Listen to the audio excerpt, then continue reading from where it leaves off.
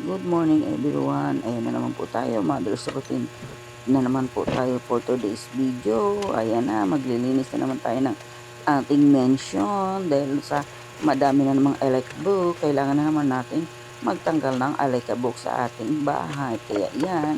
At saka dyan ka po muna pala inunang linisan dahil sa napakaraming kalat. Di mo maintindihan kung anong nangyayari at anong meron sa lamesa na yan at laging napakakalat ng lamesa na yan. Kaya dyan ko po muna inunang linisan. Kaya dyan muna natin lilinisan para dyan pa lang kasi ang dami ko ng oras na nagagamit sa paglilinis ng lamesa na kaya dyan ko muna inunang linisan. Kaya yan mga mamshi, yan ang ating routine everyday ang maglinis ng bahay dahil sa panahon ngayon.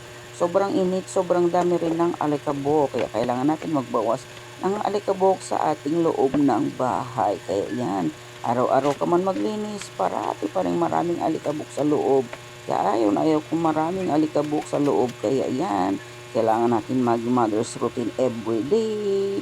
Maging malinis sa ating bahay para wala tayong lamok sa loob ng bahay. Kaya so yun lang mga mamshi. God bless always. Ingat po sa magbabakasyon. Bye!